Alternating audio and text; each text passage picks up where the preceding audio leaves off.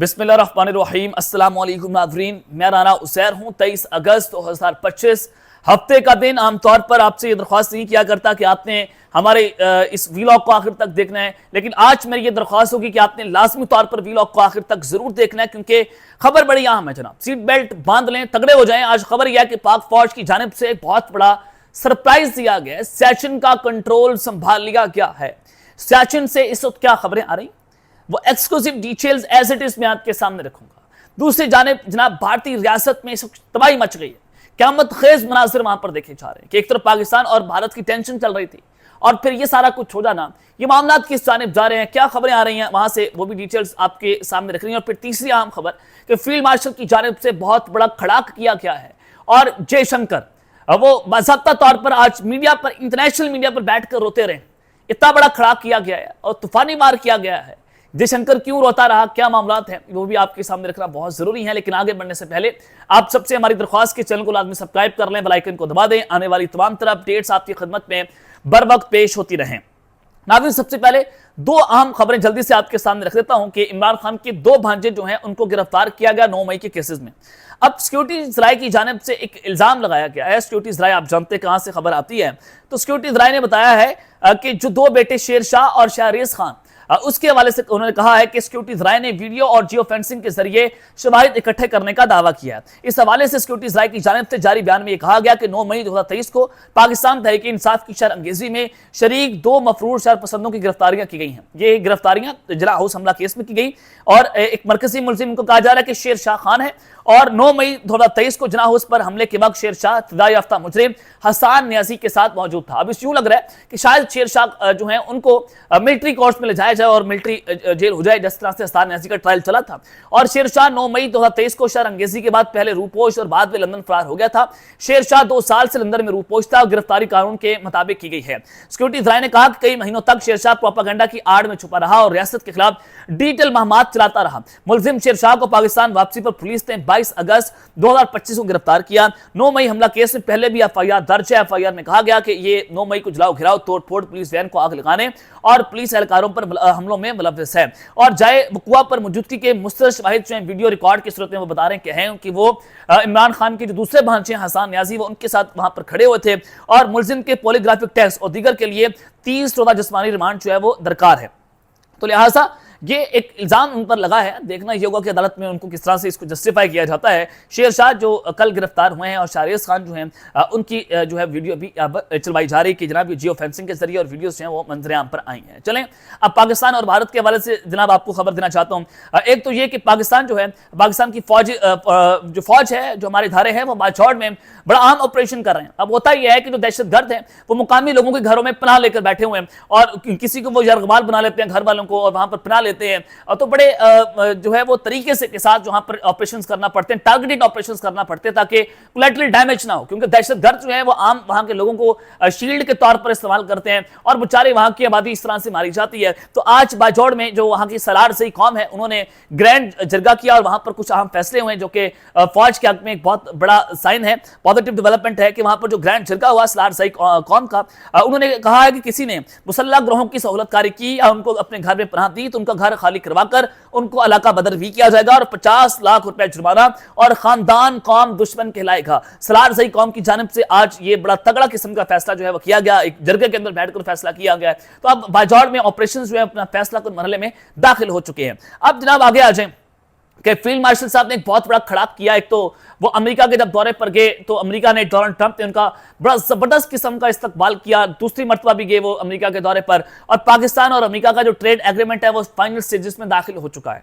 अब चूंकि अमेरिका बार बार कह रहा है और वाशिंगटन टाइम्स ने आर्टिकल लिखा कि फील्ड मार्शल को उसने आयरन मैन लिखा है और साउथ एशिया में ट्रंप जो है फील्ड मार्शल को स्ट्रेटेजिक पार्टनर के तौर पर देख रहे हैं। ये कौन कह रहा है? ये वाशिंगटन टाइम्स का आर्टिकल लिख रहा है, ये मैं नहीं कह रहा, मैं उनकी रिपोर्ट्स आपके सामने लिख रहा हूं।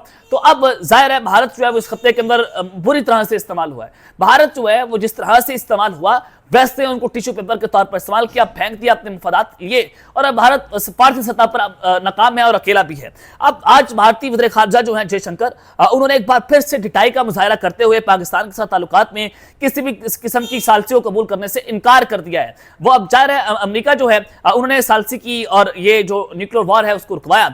तो न्यू दिल्ली में आज economic times world leaders forum की तकरीब हुई, वहां पर उन्होंने कहा कि हमने कोई ऐसा अमेरिकी सदर नहीं देखा जिसने खारजा पॉलिसी को अवामी अंदाज में चलाया, यानी कि वो डोनाल्ड ट्रंप के ऊपर जो है वो तनकीद कर रहे थे। और उन्होंने कहा कि पाकिस्तान के साथ ताल्लुकात में किसी सालसी को कबूल हम नहीं करते। और जयशंकर ने ऑपरेशन सिंदूर के मौके पर जो अमेरिका की एक कॉल आई थी, उनके वज़ीर खारजा की कॉल आई थी, मोदी को कॉल आई थी कि आप जनाब जो करने जा रहे हैं आप रुक जाए।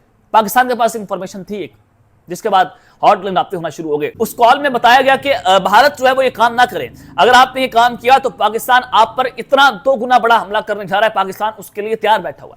फिर उसके बाद मोदी जो है वो उसकी पतलून ढीली होगी, वो उसने हमला नहीं किया, यानी कि उसने अपनी फौज को रोक दिया ये सब कुछ करने से, क्योंकि भारत को पता चल गया कि पाकिस्तान के पास तो इंफॉर्मेशन है। अब ये बता दिया गया था भारत को जब पैगाम पहुंचा, तो अब जयशंकर ने कहा कि हकीकत है कि उस वक्त हमें अमेरिका की कॉल आई थी, अमेरिका की जानिब से कॉल की गई, फोन कॉल दिगर ममालिक की जानिब से भी की गई, ये कुछ सीक्रेट नहीं।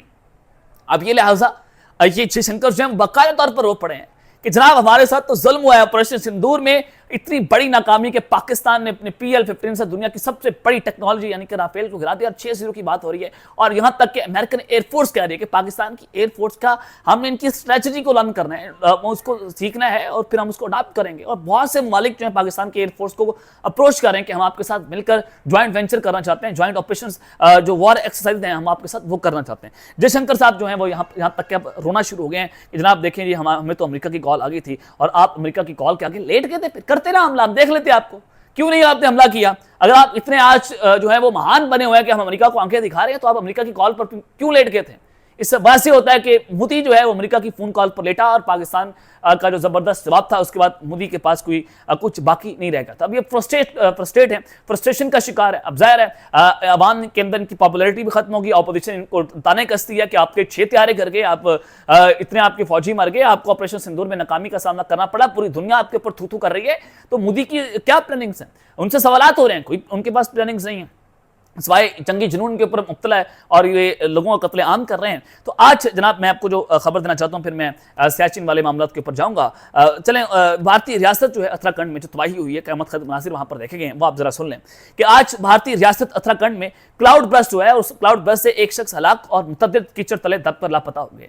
भारतीय मीडिया के मुताबिक रियासत उत्तराखंड के जिला चमोली में जुमे की रात क्लाउड बर्स्ट हुआ, जिसके बाद आने वाले कीचड़ के सैलाब में मुतअद्दिद घर और गाड़ियां भी दब गईं। और अब तक जो हलाकत की तस्दीक हुई है कि इलाके की थराली मार्केट और थराली तहसील कम्प्लेक्स मुकम्मल तौर पर कीचड़ और कचरे से भरा हुआ है। मुतअद्दिद रहायशी इमारतें, गाड़ियां और दुकानें भी कीचड़ तले दब गई हैं, जबकि उनमें अदालती मजिस्ट्रेट्स के घर भी शामिल हैं। यानी कि ये जो भारतीय रियासत उत्तराखंड है वहां पर भी ये क्लाउड बर्स्ट होना शुरू हो गए हैं। पाकिस्तान में अगर आप KP की सूरत हाल देखें, गिलगित बल्तिस्तान में देखें, आजाद कश्मीर में देखें, वहां पर भी जो सूरत हाल है वो बहुत खतरनाक है। हजारों लोग अपनी जान की बाजी हार गए हैं, गांव के गांव जनाब तबाह बर्बाद हो गए हैं और अरबों रुपए का जो इंफ्रास्ट्रक्चर है वो तबाह हो गया। अब भारत के अंदर भी क्लाउड बर्स्ट होना शुरू हो गए हैं, भारत में ये सूरत हाल अब बनना शुरू हो गई है। सवाल क्या है? सवाल यहां पर ये उठता है कि जो मैं आपको कह रहा हूं कि पाकिस्तान ने सियाचिन का कंट्रोल ले लिया है, पाक फौज की तरफ से बड़ा सरप्राइज दिया गया है।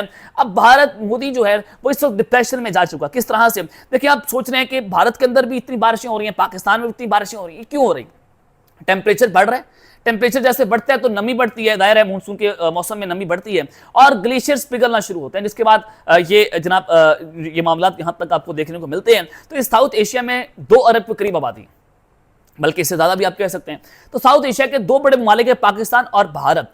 सियाचिन जो है, ग्लेशियर जो सियाचिन है, वो पाकिस्तान और भारत को दोनों को पानी फराहम करता है।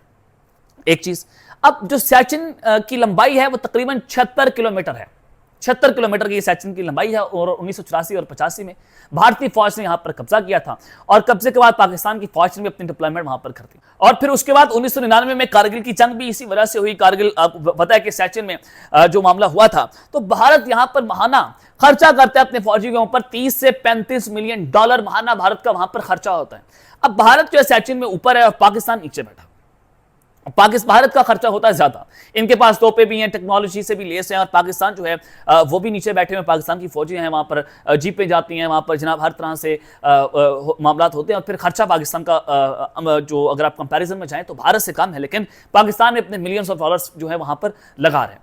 तो अब दोनों ममालिक का अच्छा खासा खर्चा जो है वो सियाचिन पे है, और वहां पर क्या है कि जंग का खतरा हो सकता है। तो अब मिलियंस ऑफ डॉलर सिर्फ एक सियाचिन के बॉर्डर पर जब लग रहे हैं, और फिर बड़ी तेजी के साथ वहां पर जो ग्लेशियर्स हैं पिघलना शुरू हो गए हैं। क्यों पिघल रहे हैं कि वहां पर फौजी ट्रक्स जा रहे हैं, वहां पर जीपें जा रही हैं, मखसूस किस्म की जीपें जा रही हैं, और फिर वहां के टेम्परेचर के एतबार से जाहिर है उन्होंने अपने आप को वार्म रखना होता है, और फिर वहां पर खाने पकाने होते हैं, तो जाहिर है वहां पर फिर वो आग जलाई जाती है, जिसकी वजह से अब वहां पर जो ग्लेशियर्स हैं वो पिघलना शुरू हो गए हैं, और उसका नुकसान भारत को भी हो रहा है, पाकिस्तान को भी हो रहा है, सैलाब की सूरत में हो रहा है, जो पहाड़ी इलाके हैं वो उसकी वजह से नुकसान के जरिए आ रहे हैं। अब जो ये भारत के अंदर क्लाउड बर्स्ट होना शुरू हो गया, वहां पर जो तबाहियां मच रही हैं, पाकिस्तान में जो तबाहियां मच रही हैं, क्यों हो रही हैं?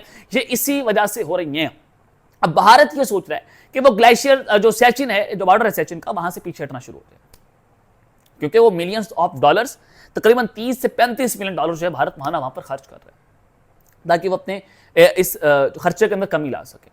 तो डेफिनेटली पाकिस्तान नीचे बैठा हुआ, पाकिस्तान जो है वो क्या करेगा, ये एक सवाल जगह अपनी जगह के ऊपर जो है वो खड़ा हुआ है। तो इसका नुकसान दोनों ममालिक को खास हो रहा है। तो अब जो दरख्त हैं वो काटे जा रहे हैं जनाब, उसके बाद पहाड़ तोड़े जा रहे हैं, हाउसिंग स्कीम्स बनाई जा रही हैं वहाँ पर, और फिर स्टोन क्रशिंग हो रही है, जिसकी वजह से क्लाइमेट चेंज हो रहा है। जब क्लाइमेट चेंज होता है तो इस तरह से आपको सूरत हाल का सामना करना पड़ता है, जो आज पाकिस्तान को करना पड़ रहा है। तो हमें बहुत सारे प्लान्स इस वक्त करना पड़ेंगे, स्ट्रेटजी बनाना पड़ेगी कि जनाब ये सारा कुछ हो क्यों रहा है। अब जाहिर है दरिया के किनारे में अमीर मकाम हुकूमती वजीर है, जब उन्होंने अपना हॉस्पिटल बनाया हुआ है, आमतौर पर आप 200 मीटर दूर जो है वो हॉस्पिटल अपना जो है रेस्टोरेंट बनाते हैं, मैंने हॉस्पिटल की बात की, तो आप दरिया के किनारे पर अपना रेस्टोरेंट बना रहे हैं, तो हम आप बंदे को क्या रोकेंगे? आपके अपने वजीर जब ये काम कर रहे हैं तो हम आम बंदे को क्या कहेंगे जो बेचारा रोटी के लिए काम कर रहा है?